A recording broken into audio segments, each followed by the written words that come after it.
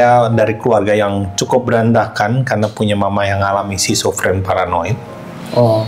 Lalu ayah saya meninggal saya ingat itu waktu saya masih kelas 1 SMP karena gagal ginjal. Itu adalah hari-hari di mana tiap saya menyebut kata ayah saya selalu nangis. Awal-awal nikah itu tantangan tersendiri tuh ya. Jadi awal nikah masih kerja dua-duanya ya.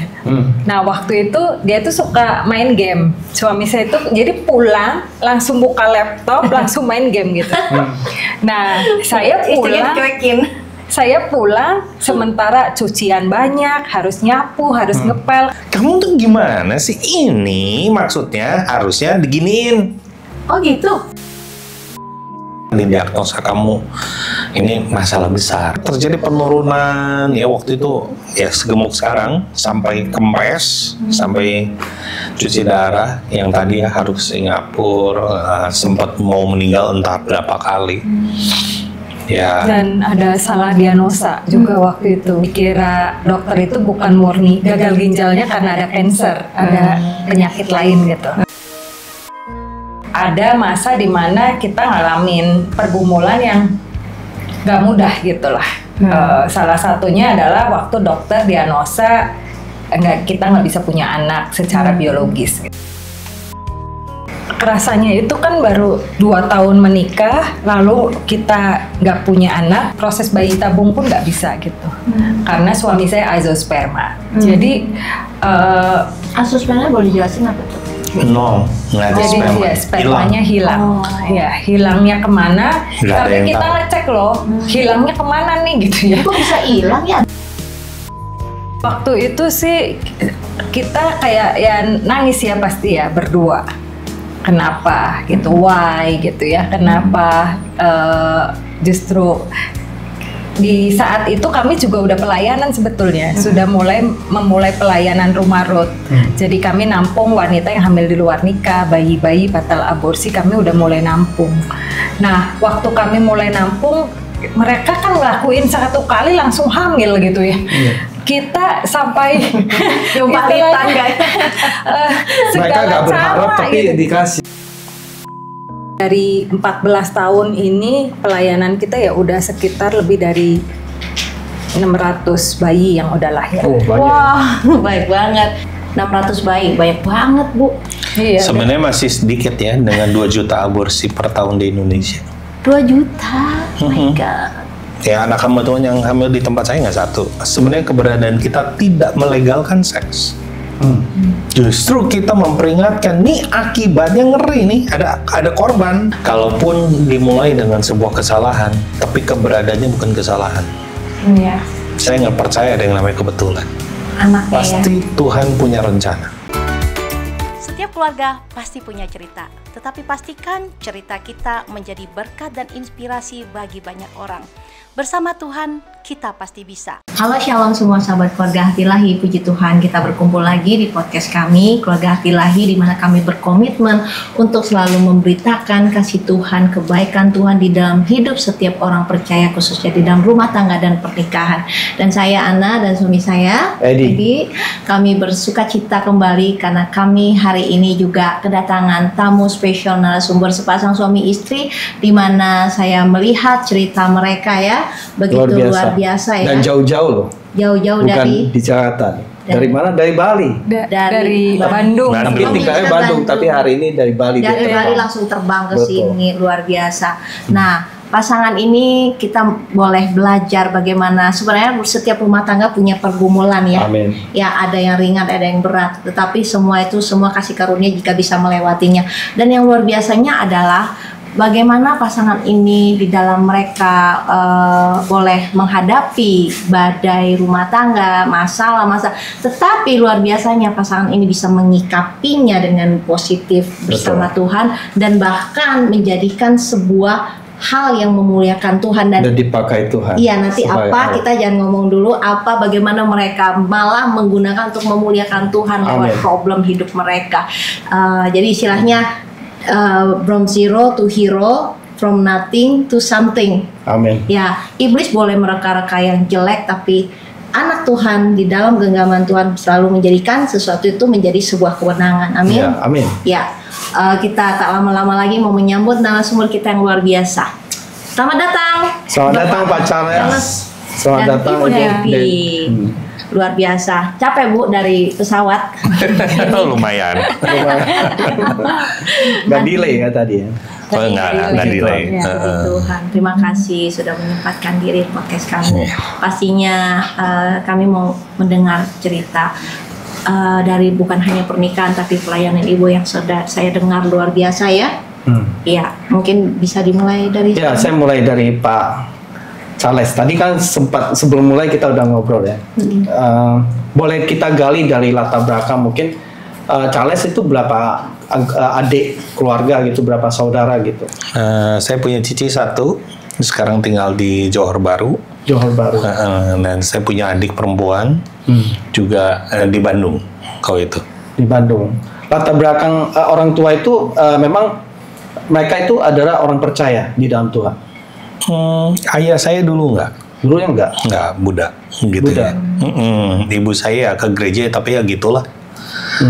Ya. Dari Pak Charles sendiri mengenal Tuhan itu dari kapan?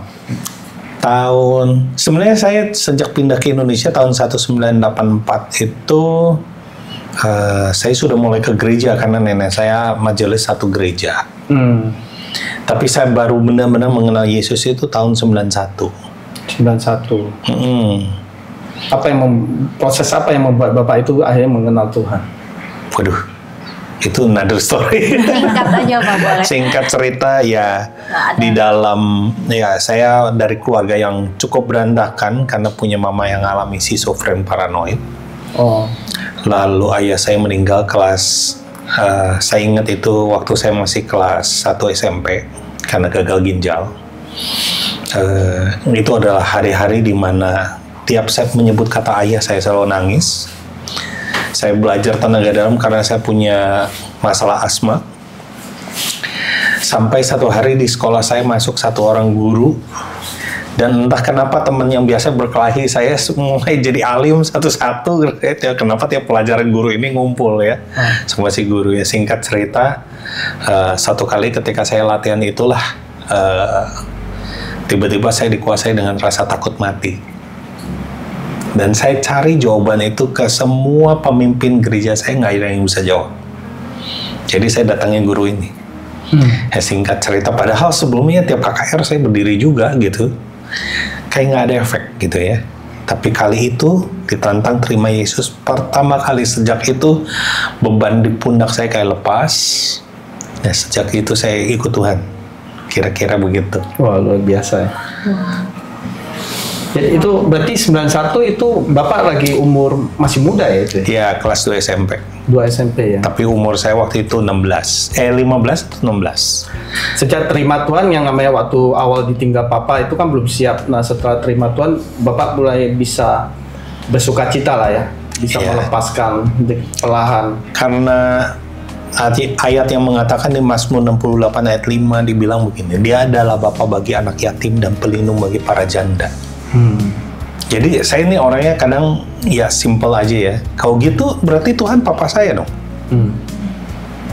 Iya, betul. Ya udah, saya bilang kalau gitu saya udah nggak punya papa, engkau papa saya. Kalau gitu ya udah jadi papa saya. Yang abadi lagi, yang kekal. Dan dia membuktikannya sampai hari ini. Amin, luar biasa. Begitu. Jadi dari situ iman Bapak serahkan jadi konsisten ya sampai hari ini Bapak memelihara. Ya, jatuh bangunnya banyak banget. Banget. Sampai saya sebenarnya udah merasa nggak pantas lah ya. Tapi dari situ saya justru lebih lagi mengenal hati Bapak lah. Saya rasa mungkin kalau kita bicara, apalagi sekarang skupnya kita bicara keluarga ya. Saya ketika disiplin anak aja, saya tahu dia akan lakukan lagi. Tapi kan nggak saya putus hubungan bapak dan anak. Dari situ saya ngerti hati bapak. Hati seorang ayah. Kita menerima seorang anak bukan karena perbuatannya, karena dia anak saya. Iya. Ya, jadi ketika saya lebih lagi ngerti konsep itu, saya akhirnya ngerti bahwa saya tidak segampang itu Tuhan buang saya karena saya bikin kesalahan. Selama saya masih mau bertobat. Begitu. Betul. Jadi intinya selama kita hidup, sekalipun saat ini kita terus masih jatuh bangun dalam dosa, Tuhan ingat kita nggak pernah dibuang Tuhan. Yang penting kita terus mau bertobat ya, Pak ya. Bukan main-main dengan dosa tentunya yang saya maksud. Tapi gini ya, dalam perjuangan melawan dosa, kadang-kadang saya menemukan bahwa ada orang yang jatuh bangun dalam usahanya. Dia nggak niat untuk mempermainkan Tuhan, selama bukan ke arah situ. Tapi dia berjuang, cebruk, jatuh lagi. Ayo bangun. Kan di situ juga saya mengenal kasih Tuhan begitu besarnya. Saya kira ya, kalau hanya karena dosa kita kasih dia berubah atas kita, kayaknya kasih dia cukup pendek ya. Iya betul, setuju. Tapi juga sekaligus kita tidak boleh mempermainkan kekudusan Tuhan. Saya kira itu. Ya, artinya maksudnya kalau kita masih gagal untuk menjadi orang benarnya Tuhan, jangan menyerah. Tuhan masih menunggu kita untuk dikuduskan terus menjadi sempurna ya. Pada akhirnya sih saya menyadari bahwa untuk bisa hidup kudus ya karena Tuhan. Jadi bukan saya kudus dulu baru diterima Tuhan. Karena Tuhan saya baru bisa hidup kudus dan akhirnya bisa semakin dekat dengan Tuhan. Begitu. Setuju Pak. Betul. Jadi intinya kasih Tuhan tuh selalu menanti kita untuk kembali kepada Dia, tapi jangan menghina kasih karunia. Betul. Selama kita masih bernafas, segeralah cepat bertobat. Betul. Itu. Seperti di Galatia 6 ayat 7, jangan sesat. Allah tidak membiarkan dirinya dipermainkan. Karena apa yang ditabur, ya itu yang akan dituai. Betul. Jadi kalau boleh istilahnya sedikit bertanya, kenakalan, dosa-dosa pria itu pasti Bapak juga udah pernah lah ya jatuh bangun di hari itu ya. Soalnya kelihatannya ini udah kayak kebapaan nih, kayaknya alim gitu. Oh enggak, saya enggak alim. Udah dibentuk Tuhan ya model kayak gini ya. Diamplas. Digosok. Habis digosok dah. Jadi bagus begini istilahnya, kalau masih belum bagus. Kalau orang nggak tahu kan nih kayaknya alim nih, bapaknya diem, kalem, nggak ada wajah nakal, bener gak sih? Iya kan? Ternyata udah diamplas Tuhan ya. Iya, diamplas. Luar biasa. Prosesnya berapa tahun tuh Pak kalau boleh tahu? Sampai sekarang juga masih diproses lagi ya, masih ada lagi. Berat-beratnya itu sampai Bapak merasa oke, I'm with God, I'm stable, walaupun jatuh udah gampang naik lah istilahnya. Waktu berat-beratnya tuh perjuangannya berapa tahun? Remaja. Kayaknya puluhan tahun nih Pak kalau udah sampai nggak kehitung. Iya, mungkin sekitar dari tahun 94, 93, 94 lah ya. Babak belur naik turun, babak belur lagi naik turun ya. Nggak tahu lah, mungkin udah 10-15 tahun begitu. Karena nggak ada figur ayah dan ibu. Saya kehilangan figur papa sama mama, dua-duanya. Sejak umur 10 itu. Jadi karena mereka meninggal pada saat Bapak masih... Bukan. Yang tadi, mama saya itu ngalami yang namanya schizophrenia paranoid. Itu kan kejiwaan ya. Lalu kalau ayah saya karena gagal ginjal jadi satu SMP udah nggak ada. Tapi sebelum itu juga sejak pindah ke Indonesia dia di Jakarta, saya di Bandung. Dan ya kadang kita tahu lah ya suku Chinese ini bukan yang terlalu intim lah ya untuk memperhatikan. Yang penting pokoknya saya kasih uang, kamu bisa sekolah, yang gitu-gitulah. Ya kayak bukan yang sangat gimana gitu. Sedangkan saya butuh yang kebalikannya. Gitu. Jadi mereka secara orang tua jarang punya komunikasi yang intens. Wah nggak ada. Siapa yang mau intens sama saya? Dengerin cerita saya nggak ada. Tapi figur apa yang akhirnya Bapak rasakan berperan penting di dalam pembangunan rohani Bapak? Biasanya saya agak jarang ngomong ini. Buat saya ya Tuhan sendiri. Tapi kalau ya kayak misalnya contoh yang tadi mengenai jatuh bangun. Maaf nih ya, kadang pembimbing saya aja ninggalin saya, Pak. Kok bisa? Oh iya. Oh, kamu bikin masalah. Saya nggak sanggup tanganin kamu. Coba kamu ke pembimbing lain. Hah? Ada. Karena memang nggak. Nakalnya. Karena memang nggak semua terlatih ya, untuk melayani begitu. Jadi nggak bisa disalahkan juga. Apalagi zaman dulu ya, puluhan tahun yang lalu kali ya. Iya. Oke. Tapi saya ini mungkin maaf nih agak sedikit supranatural, ya Tuhan hadir sendiri. Wow. Ya Tuhan hadir sendiri. Dan saya lihat bahwa Tuhan nggak sibuk dengan masa lalu saya, Dia sibuk dengan masa depan saya. Amin. Ayo Charles bangun. Tapi tiap kali saya selalu ngomong tapi gitu ya. Tapi saya masih jatuh. Ayo bangun. Besoknya saya jatuh lagi. Tuh kan nggak bisa. Ayo mau bangun atau nggak mau, ya udah. Kok Tuhan nggak pusing dengan kelemahan saya? Kok Tuhan nggak pusing dengan semua itu? Itulah yang membuat saya lebih mengerti hati Bapa tuh di situ. Saya kira itu ya, yang akhirnya ayah yang mencukupi, dia tunjukin itu. Ayah yang selalu ada buat saya, dia juga tunjukkan itu. Jadi buat saya, Tuhan sebagai Bapa tuh bukan cerita dongeng. Buat saya itu kisah nyata. Gitu ya. Satu kali ini mah cerita lagi PDKT ya sama dia. Ya PDKT kan pokoknya rumah jauh menjadi dekat aja gitu kan begitu. Nah, saya ingat saya bantu dia pindahan. Nemu dia orangnya baik nih. Kayak nggak pernah ada dosa aja dia mah. Lihatnya, wah banyak teman. Foto teman lagi SMP di kota asalnya, foto dengan teman kos, foto studio zaman itu ya wah itu tuh menunjukkan keakraban. Saya nggak punya loh. Malah tambah ikut Tuhan, tambah kehilangan teman. Dijauhin lah, diusir kelas lah sama guru, ya diejek, dihindari, jangan deket-deket si Charles nanti dikotbahin. Ngalami kesendiriannya. Jadi saya waktu lihat foto-foto dia teman SMP, teman kuliah apa, aduh enak ya. Kenapa sih kalau saya sungguh-sungguh malah jadi begini? Kata saya. Saya komplain, Tuhan ngapain sih?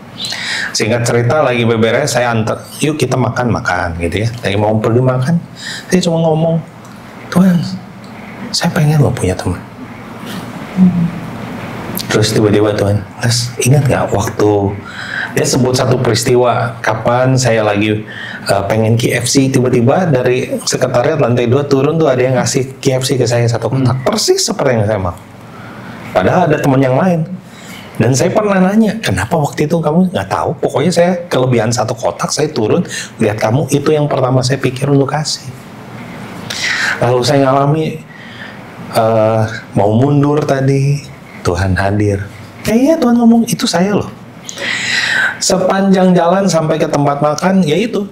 Kamu ingat nggak, Les? Waktu ini ada saya begini. Kamu dapetin ini. Iya. Ingat nggak waktu itu kamu pengen pizza, tiba-tiba di rumah ada pizza? Ingat tuh. Ingat gak ini? Sampai di tempat makan, singkat cerita, Tuhan cuma ngomong, betul, kamu gak punya banyak memori dengan teman kamu, tapi kamu punya memori dengan saya. Oh, saya nangis. Kadang buat saya ya, bersama Tuhan ya, banyak hidup kami ya ada cerita Tuhan lah. Itu salah satu yang terpenting ya menurut saya dalam perjalanan kami sampai hari ini. Perjumpaannya itu apakah melihat sosok putih atau mendengar atau memang merasa ada rema di dalam hati dan hadirat Tuhan itu Bapak rasakan seperti itu? Semuanya ya. Semua ya. Semua pernah. Melihat tampakan juga pernah ya? Ya pernah. Tuhan menampakkan diri pernah. Luar biasa. Tapi yang nggak sesering yang buat saya karena dia pribadi ya kita perlakukan sebagai pribadi lah ya. Pokoknya Bapak merasakan benar-benar kehadiran dia sangat kuat ya dalam hidup ibu. Iya. Mungkin bukan yang mungkin ada beberapa orang yang dengar begitu kuat. Saya nggak selalu, tapi saya tahu dia ada. Iya. Dan Tuhan tahu caranya nunjukin bahwa dia ada buat saya. Iya betul. Kayak waktu saya gagal ginjal kah, waktu saya lagi hancur kah, ada aja cara. Tuhan kirim orang kah, lewat khotbah kah, lewat lagu kah, Lewat film kah yang duniawi bahkan. Iya. Kasarnya Tuhan lagi nunjukin saya ada buat kamu, tenang. Nah, jadi kalau waktu Tuhan hadir, jadi kan supaya penonton juga yang bingung Tuhan hadir gimana, tandanya apa.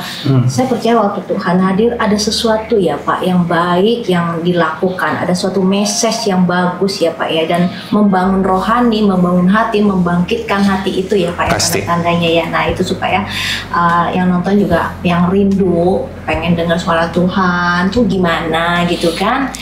Pengen lihat Tuhan, nah pokoknya ada suatu impresi, ada sesuatu yang membangkitkan, itu pasti saya percaya itu Tuhan ya, dalam bentuk banyak hal yang Macam-macam.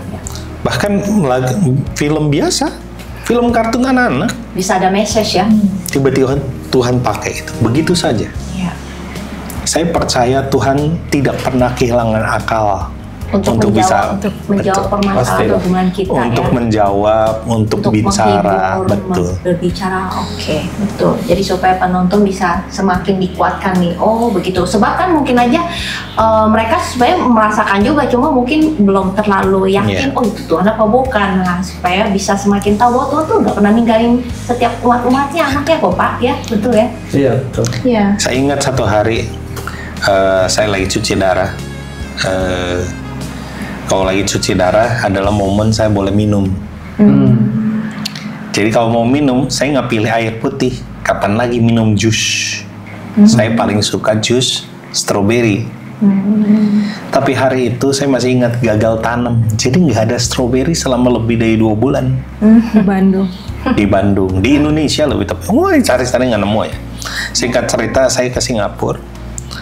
Itu tuh kadang-kadang ada istilah good food good mood ya. Ya gimana juga kan begitu ya, orang coba makan enak kan langsung wah mood gitu lah ya.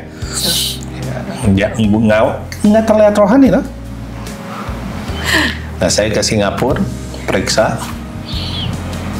udah dinyatakan harus cuci darah, saya pasang alat sini dan nggak mungkin lah, pokoknya wah sedih lah. Lagi sedih tiba-tiba saya nginep di teman saya, pas pulang itu tiba-tiba ada sekeranjang stroberi besar, bentuknya kayak hati. Dan buat saya tahu Tuhan kayak saya nggak dengar audible, saya nggak dengar yang gimana, tapi saya tahu Tuhan bilang seperti buat saya itu kayak Tuhan ngomong, saya ada. Dan saya tahu kamu mau stroberi. Untuk stroberi aja diadain. Apalagi yang lebih lain. Apalagi yang lain gitu. Tanda-tanda Tuhan kan itu nggak bentuk suara atau yang kelihatan supranatural ya. Ya deh, mana sekeranjang lagi kan. Pokoknya intinya tanda Tuhan hadir buat kita adalah melalui tanda-tanda seperti itu, yang penghiburan, menguatkan. Kadang dalam hati timbul ada Pokoknya satu hal. intinya intensinya ke arah baik aja, pokoknya dari Tuhan ya Pak ya. Pasti. Dan menghibur. Cuman menghiburnya jangan tanda kutip yang negatif. Kalau teman-teman jangan menghibur terus belum tentu semua hiburan itu benar dari Tuhan ya Setuju. Pak ya. Setuju. Pak boleh ceritain nggak tentang waktu pertama kali Bapak divonis gagal ginjal itu gimana Pak? Dan kenapa bisa begitu? Boleh sedikit flashback.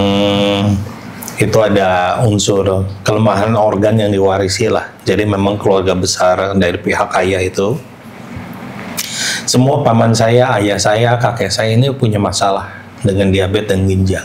Diabetes ginjal. Jadi kayaknya emang ada unsur kelemahan organ.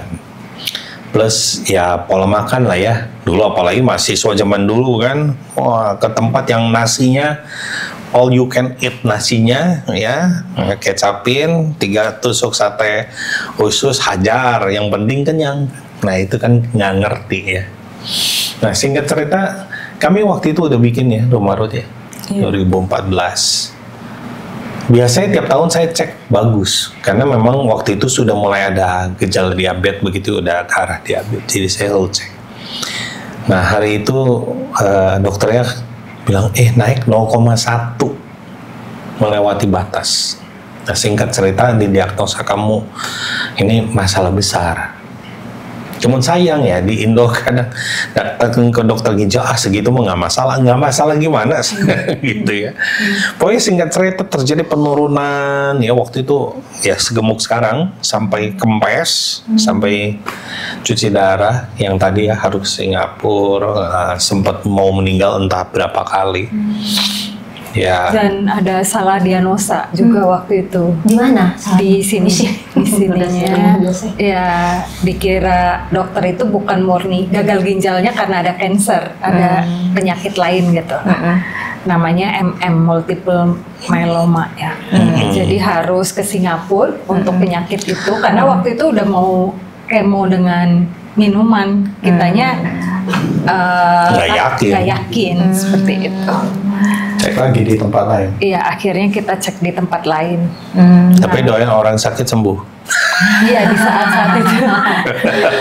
Di saat itu sepertinya apa ya, banyak why.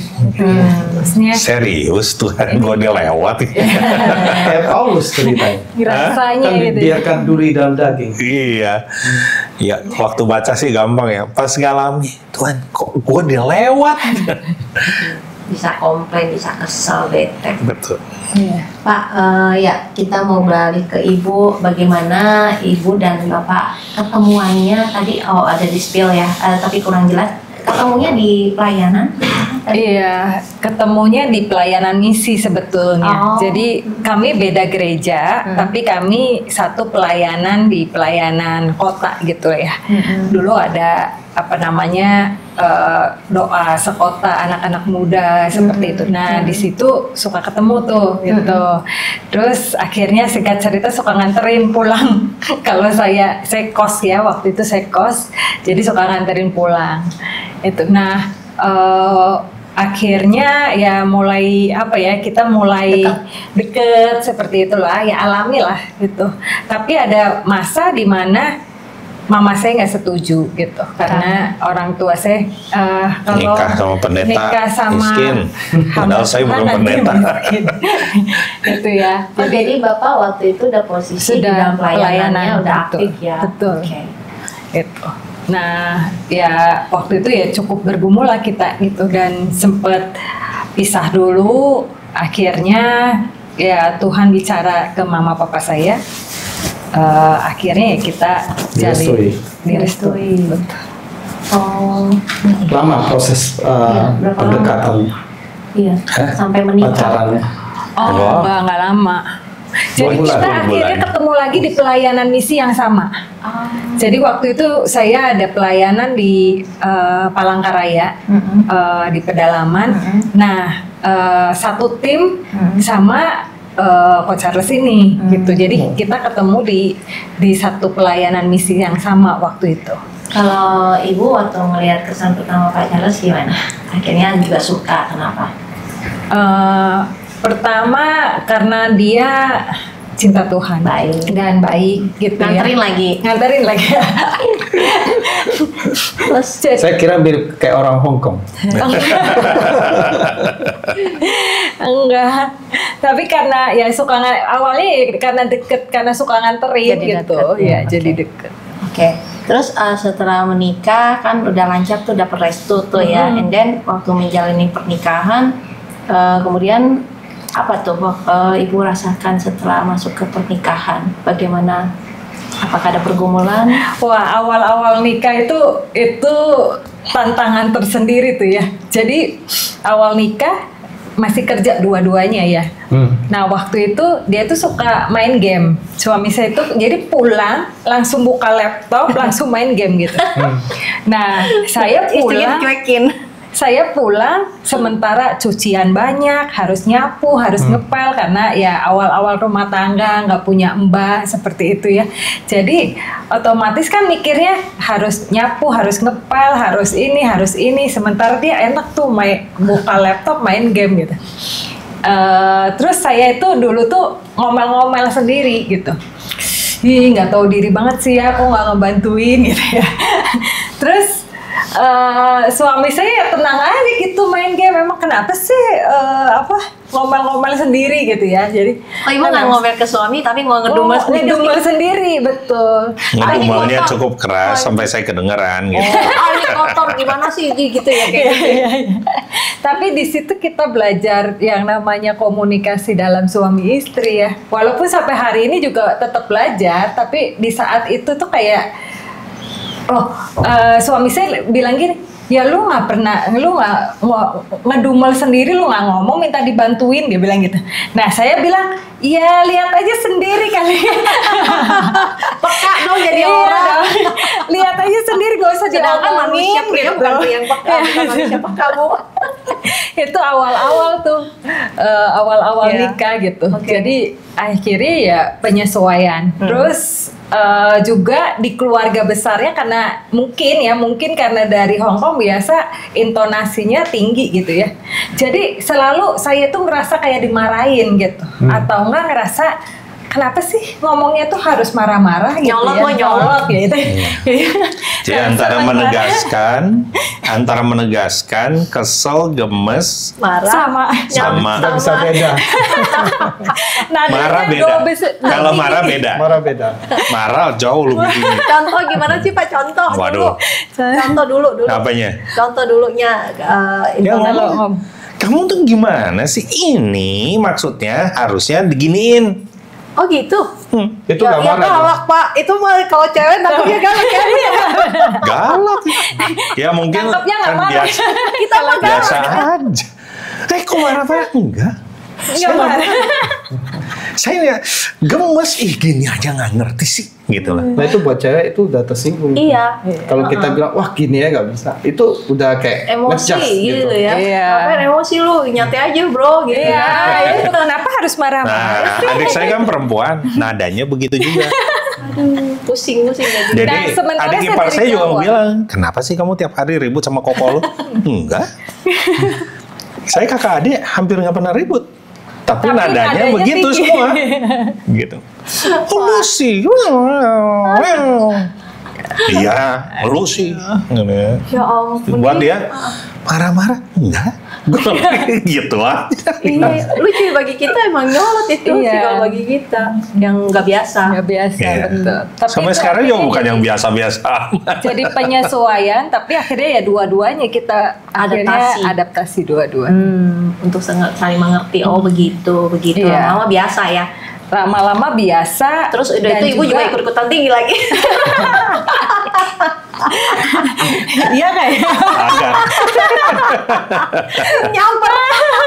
Saking adaptasinya nyamper. Padahal kan balance Bu, Saya sepadan. sih sekarang ngerasanya justru suami saya lebih Lembek. lebih apa namanya, kadang dia ngomong misalnya pas lagi santai, kamu tuh tadi aku udah sebenarnya kesel loh gini-gini, itu udah mulai gitu. Kalau dulu kan langsung nyablak saat itu gitu kan.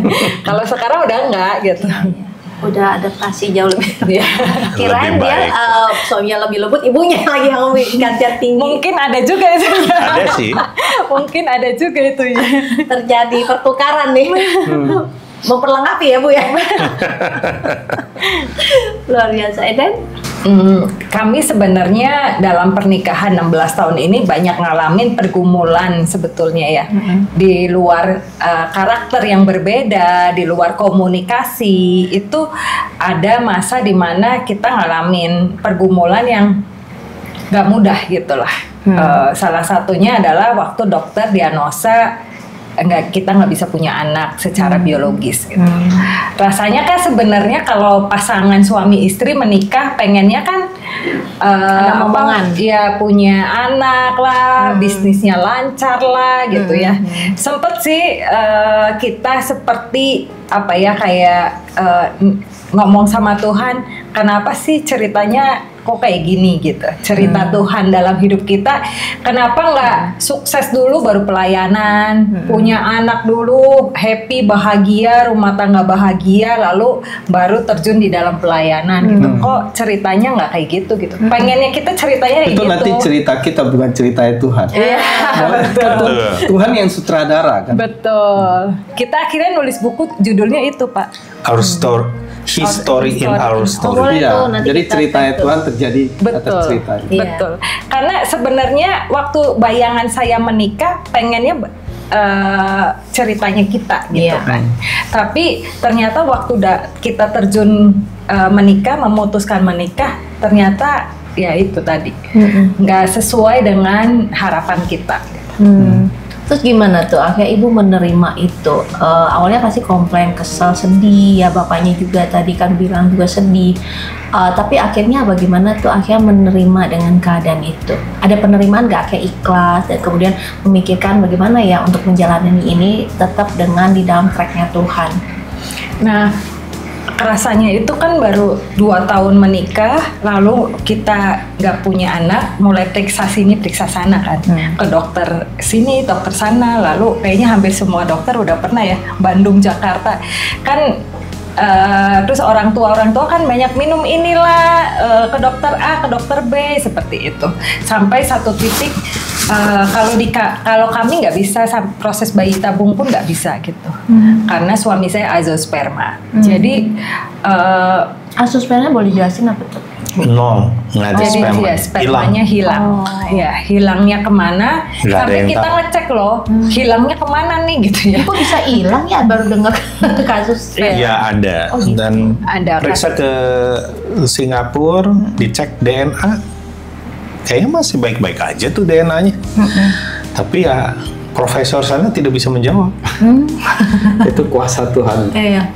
Biasanya kan bayangkan umumnya selnya nggak sampai induknya mati Iya. karena lemah kan. Ya, ini hilang ya, ngilang rahim Ini ya. nggak ada, nggak ditemukan spermanya di mana. Udah di scan. Nyasar, Pak. Satu-satunya cara adalah dari pabrik spermanya langsung di Inti sperma.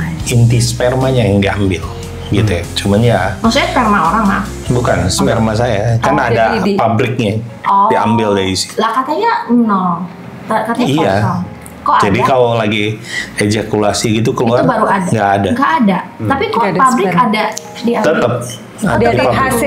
hasil tes DNA-nya Kemungkinan di pabriknya Masih ada. di kantong yang di bawah itu tetap ada. Cuman Tapi lari kemananya nggak tahu. Tertahan gitu. Oh. Nggak bisa dijawab. Profesornya juga nggak bisa Nyasar jawab. kayaknya nyasar.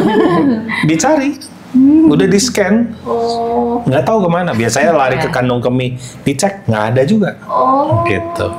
waktu itu sih kita kayak ya nangis ya pasti ya berdua. Kenapa gitu? Why gitu ya? Kenapa justru di saat itu kami juga udah pelayanan sebetulnya, sudah memulai pelayanan rumah Ruth. Jadi kami nampung wanita yang hamil di luar nikah, bayi-bayi batal aborsi, kami udah mulai nampung. Nah, waktu kami mulai nampung, mereka kan ngelakuin 1 kali langsung hamil gitu ya. Kita sampai Jumpalitan, guys. Mereka nggak berharap tapi dikasih. Ya? Betul ya, itu yang jadi pertanyaan saya dengan Tuhan. Why-nya, kenapa Tuhan gitu, kenapa ini terjadi gitu. Dan waktu berlalu kita tetap berjuang gitu ya, tes sini tes sana gitu ya, tapi tetap gitu ya. Dan sampai satu hari waktu kita bergumul, kita menangis, kita ingat satu hamba Tuhan yang dulu pernah ngebimbing kita telepon, kita cerita gitu. Terus itu hamba Tuhan ini cuma ngomong, ini pertandingan iman yang kalian harus menangkan sendiri sebagai suami istri. Itu nggak ngerti kita maksudnya apa gitu. Akhirnya singkat cerita, akhirnya kami memutuskan untuk kami adopsi anak di tahun ketiga pernikahan ya. Di tahun ketiga pernikahan kami adopsi 1 anak gitu. Dan sekarang kami adopsi 2 anak. Oh, oke. Tapi maaf kalau boleh saya tanya, waktu mengadopsi anak itu, apakah ibu akhirnya ada gak pernyataan dari Tuhan, ya boleh gitu? Ya, jadi ceritanya sebenarnya waktu itu Tuhan bicara sama saya gitu untuk ambil ini 1 anak ini gitu. Tapi saya takut ngomong sama suami saya, dan ternyata Tuhan juga ngomong ke suami saya tapi takut ngomong sama saya gitu loh itu. Jadi waktu pas kejadian itu anak mau diserahin gitu, dan akhirnya saya bicara, ternyata ya sebenarnya suami saya udah dapetin duluan gitu. Jadi akhirnya kami sepakat, kami belajar melangkah lah gitu ya untuk kami adopsi anak ini. Dan sampai sekarang tetap masih di dalam pengasuhan ibu ya? Iya. Iya. Sekarang udah usia 13 tahun. Oke, boleh diceritain nggak tentang pelayanan Ruth itu, asal muasal kenapa ibu bisa dan bapak Kenapa pilih nama Ruth? Nggak ada Boas ya? Oh ada bosnya nyusul. asal muasal berdirinya itu? Iya. Kami itu dari dulu kan melayani anak muda. Sebenarnya sampai sekarang ya masih lah untuk generasi.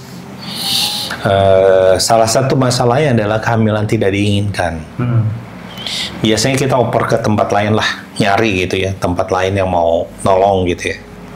Sampai satu hari, ini anak hamba Tuhan, ya anak hamba Tuhan yang hamil di tempat saya nggak satu. Nah, singkat cerita, mau taruh di mana nggak tahu, ya udahlah saya buka pintu rumah saya. Ya saya mau orangnya cukup simpel lah ya, nggak usah terlalu rumit-rumit ya. Ada orang butuh ditolong, saya bisa tolong ya tolong. Itu baru kita 9 bulan nikah ya. 9 bulan nikah. Itu bulan 9 kita nikah Januari, bulan 9 datang anak 17 tahun. Singkat cerita, masalah selesai, anak diadopsikan pihak keluarga, Desember datang lagi. Oke, yang ini nggak nginep, saya oper, udah. Bulan Maret datang lagi. Lama-lama di rumah saya ada 2. Satu baru melahirkan, satu dalam kondisi hamil. Kan kalau dulu ada IG udah viral saya. Dikira saya yang bikin nanti ya, repot ya.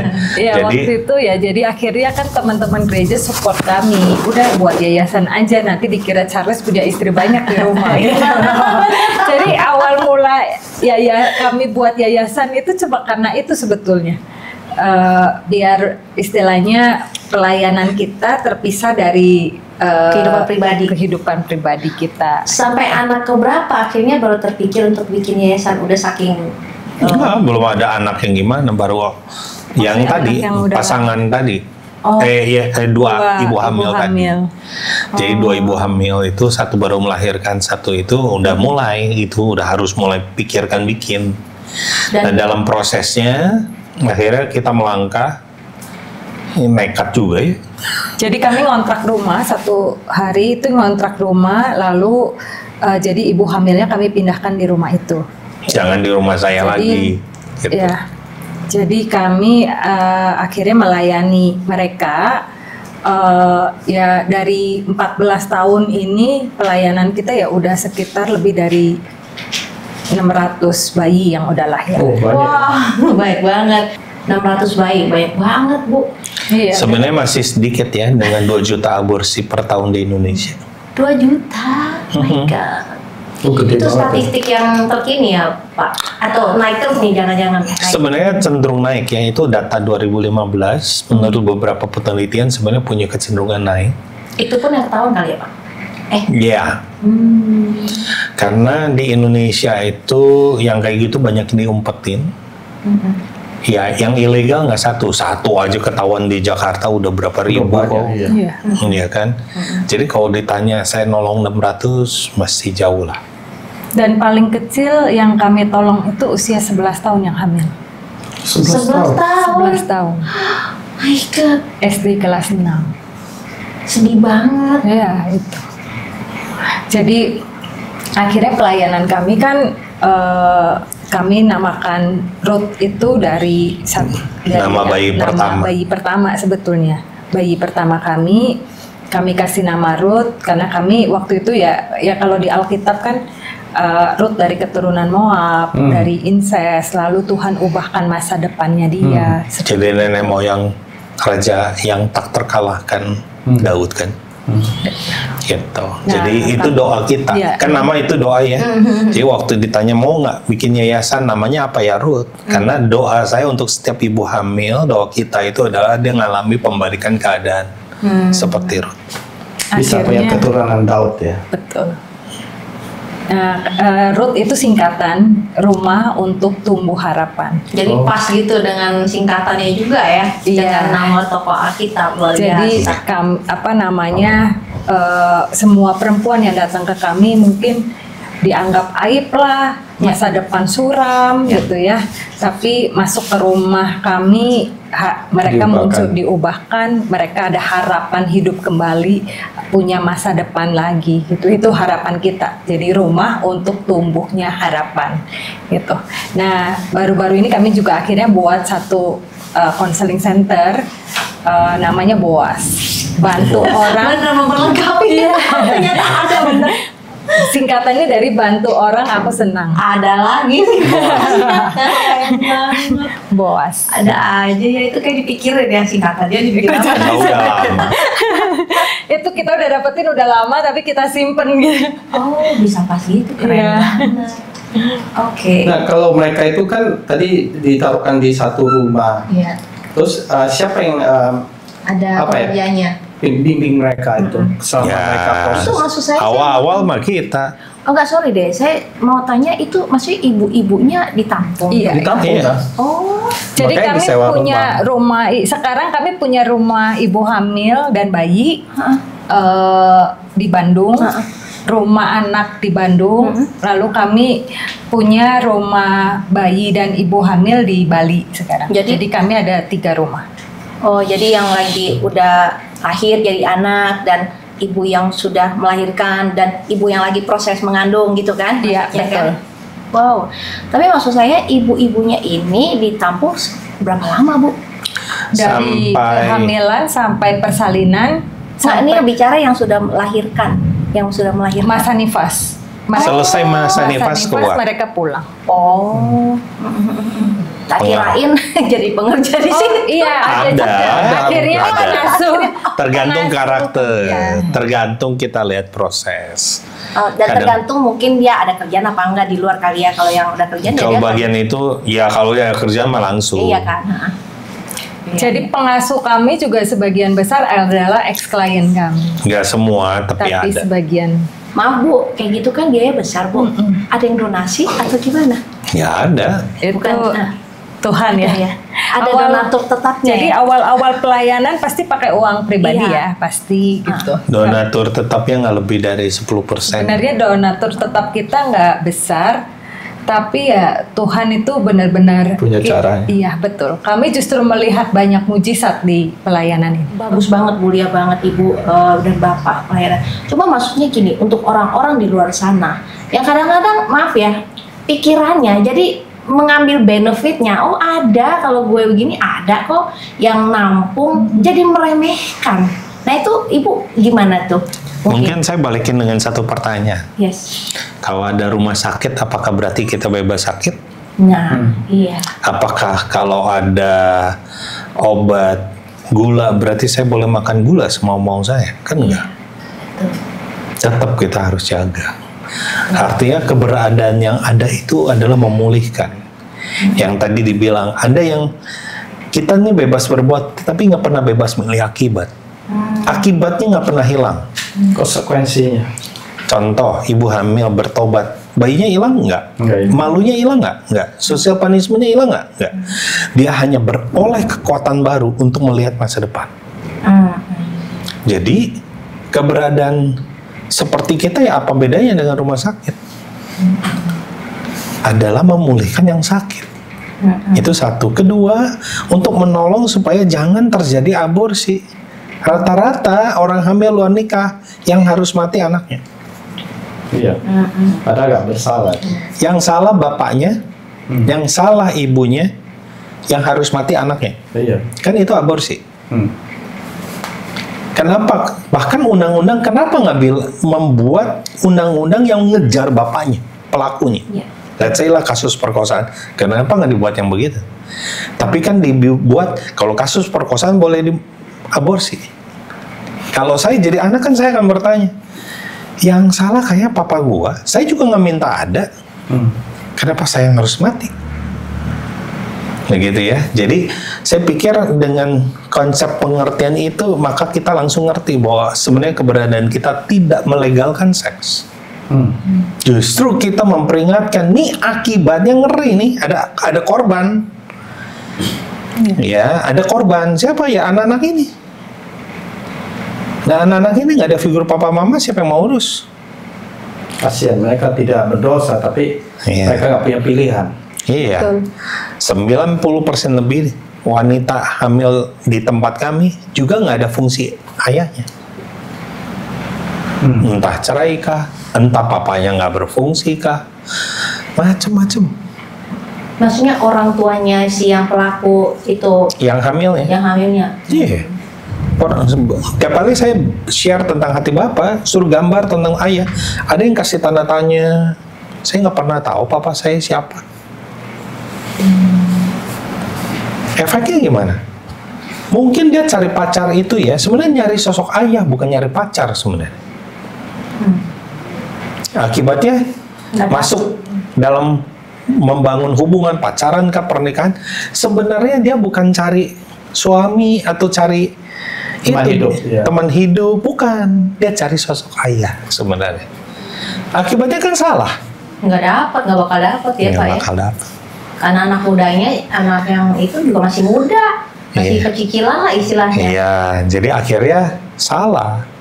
Jadi memang banyak juga yang mereka bukannya anak yang nakal seperti itu, tapi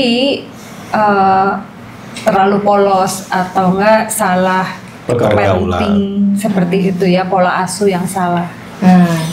Jadi ini sebenarnya ya oke, yang udah terjadi anak ibu-ibu yang sudah melahirkan anak di luar nikah itu ya bisa dipungut lah, dipelihara ya. Tapi masalahnya sekarang ya untuk penonton, pesan-pesan buat orang tua yang memiliki anak remaja, jangankan remaja 11 tahun loh Bu, udah lahirin anak. Iya. Nah ini kan artinya kan suatu momok yang mengerikan apabila anak kita kan nggak dijaga. Soalnya di luar sana kan ya khususnya di sini kan yang menderita wanita Bu. Iya.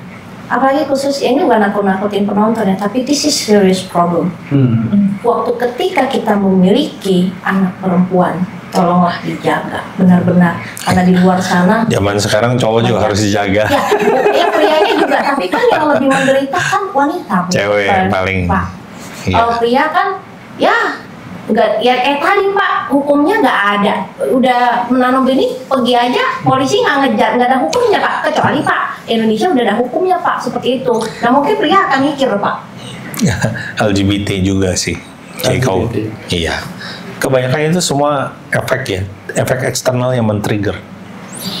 Jadi kalau dibilang semuanya harus jaga. Jadi kalau ditanya sekarang gimana dengan keluarga yang pertama ya, anak nggak usah diajar, lihat aja gimana papa mamanya.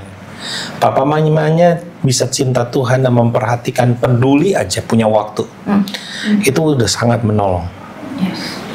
Kadang yang jadi kesalahan, mitos-mitos yang salah itu anak gua udah bisa mandiri, bisa ditinggal-tinggal, udah ya. Dalam psikologi, anak remaja justru adalah masa di mana mereka mempertanyakan identitasnya. Semua yang kita ajarin justru dia lagi pertanyakan. Lah kebayang ya, kita nggak ada di situ, dia mau bertanya, nanyanya ke Google. Ya yang dijawabnya apa aja di Google kan nggak tahu mana yang baik mana yang salah ya. Apalagi nanya temen.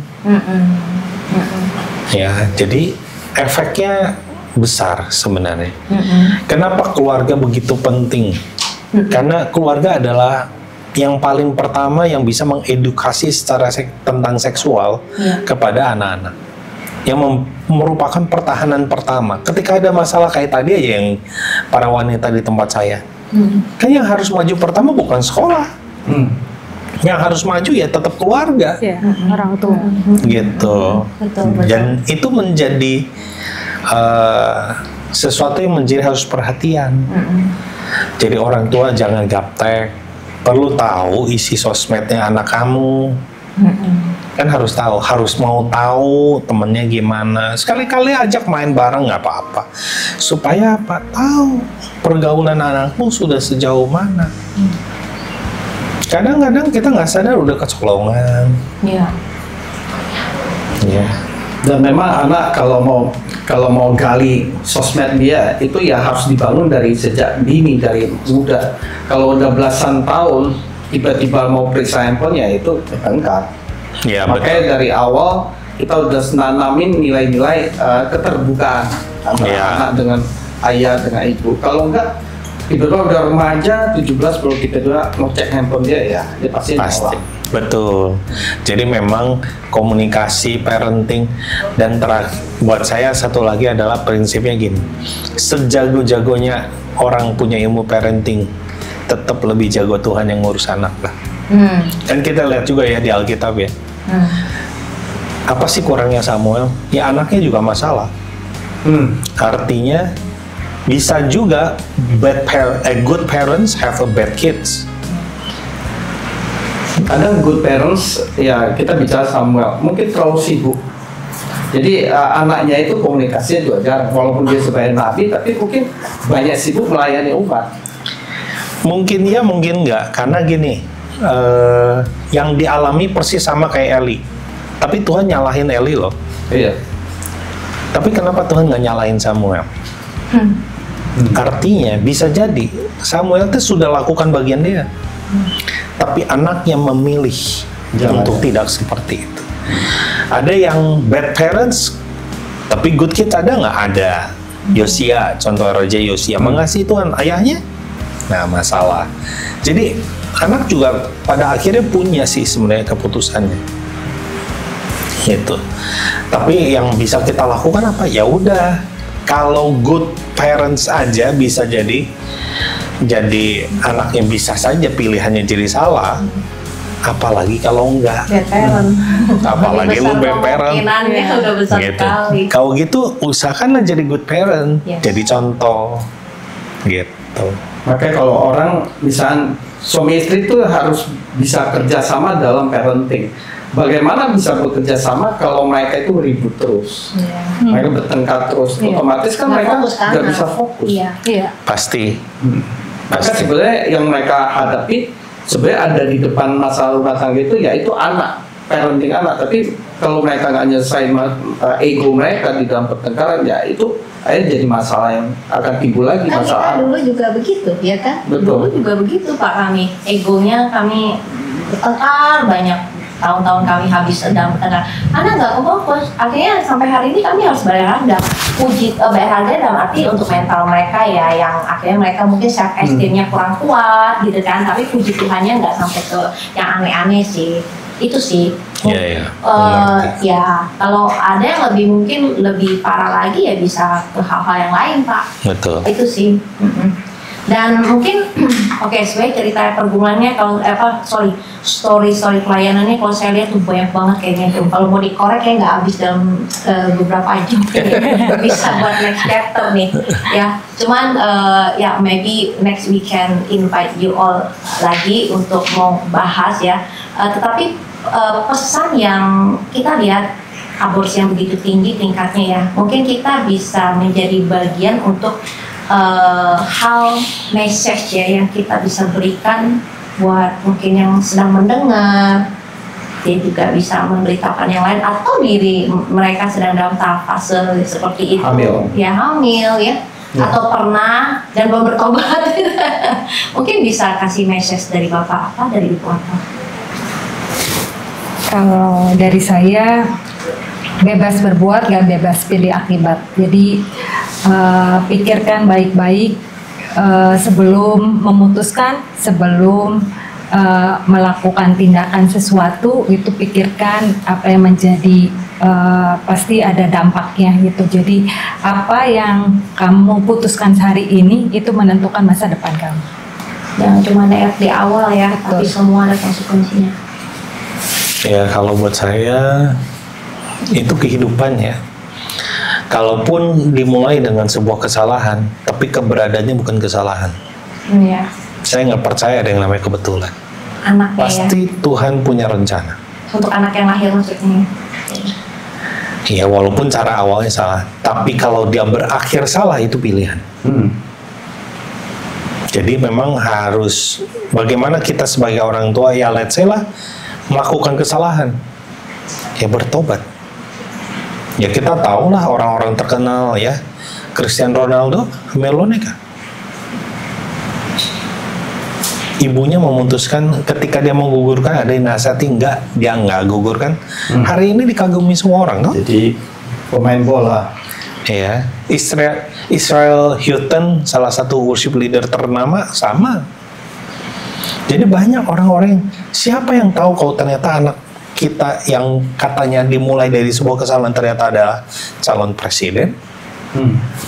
Nggak ada yang tahu kan? Yang penting di tangan yang benar yang Betul. mengambilnya gitu. Nah, satu lagi pertanyaan terakhir, saya mau nanya, bagaimana bayi yang dilahirkan dari perempuan yang diperkaos gitu kan? Nah, itu mental si wanita itu gimana tuh biasanya Ibu menanganinya?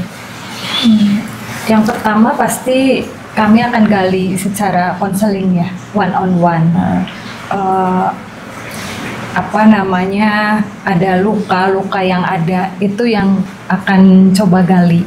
Pasti pertama kali tuh biasanya di kami itu 1 minggu pertama itu kami nggak tanya-tanya gitu ya, biasanya lewat masak bareng, diajak pergi main, bangun hubungan. Di saat lagi santai itu kita mulai masuk, sebenarnya mulai masuknya konseling gitu, tapi di saat itu ya kita mulai nanya-nanya gitu.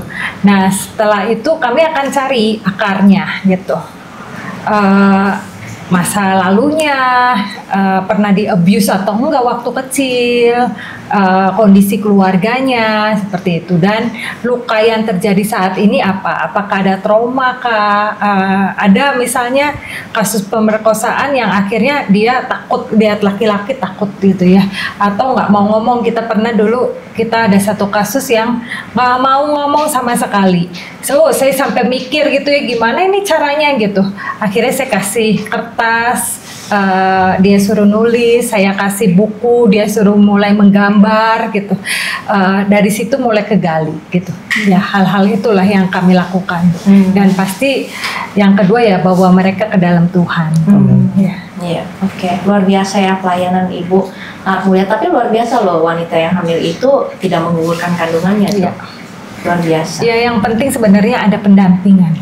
Ya, Sewaktu ada pendampingan, mereka ada orang yang mendukung mereka, pasti mereka juga bisa ya berdiri sama-sama. Kami selalu bilang, ayo kami jadi keluarga buat kamu, juga ke keluarganya, ke orang tuanya. Kami menjadi keluarga buat mereka. Jadi aborsi bukan jawabannya. Yes. Betul.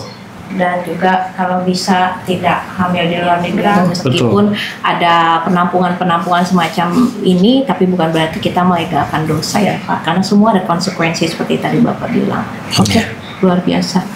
Ya, saudara terkasih di dalam Tuhan, kita sudah mendengar kesaksian daripada Pak Charles beserta istrinya bahwa mereka luar biasa, mereka dipakai Tuhan untuk bisa membangun rumah penampungan buat orang yang hamil di luar nikah.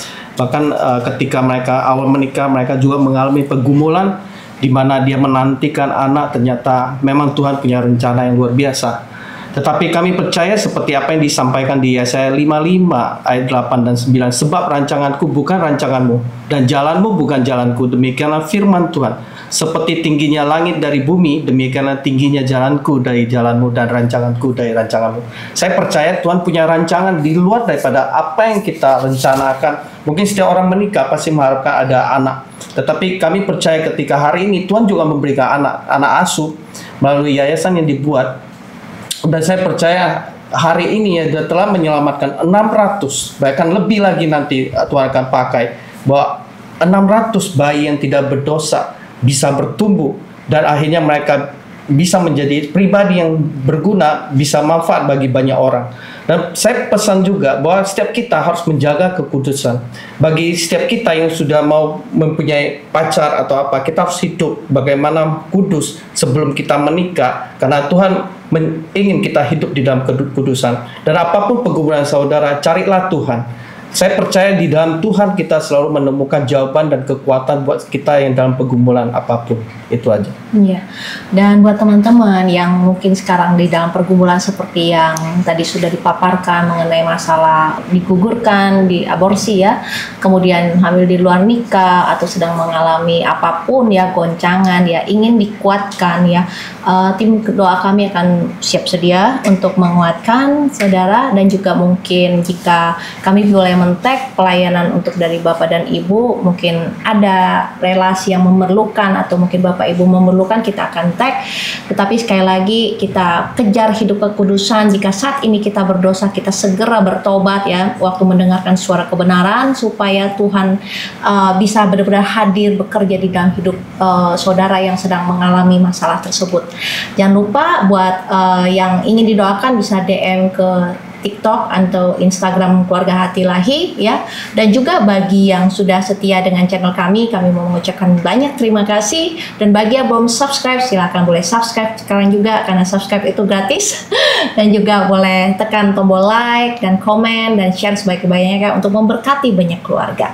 Dan kami mau undur pamit di video ini, dan kami mau mengucapkan terima kasih buat narasumber kami yang luar biasa. Terima kasih Pak Charles, terima kasih sudah jauh-jauh datang ke sini. Kita berdoa pelayanannya semakin diberkati. Amin, semakin diberkati. Bapak Charles bisa berkembang sampai seluruh Indonesia. Yes, dan kesehatan Pak Charles juga Amin. terus disertai Tuhan, mujizatnya semakin dinyatakan. Dikaruniakan panjang umur, sehat selalu. Yes. Bahagia, sukacita, damai sejahtera. Iya, amin. Luar biasa. Terima kasih ya Pak Charles dan Bu Sama-sama. Devi. Terima kasih ya teman-teman. Kami ucapkan Tuhan Yesus memberkati. Ya. Bu Devi, terima kasih. Terima kasih. Setiap keluarga pasti punya cerita, tetapi pastikan cerita kita menjadi berkat dan inspirasi bagi banyak orang. Bersama Tuhan, kita pasti bisa.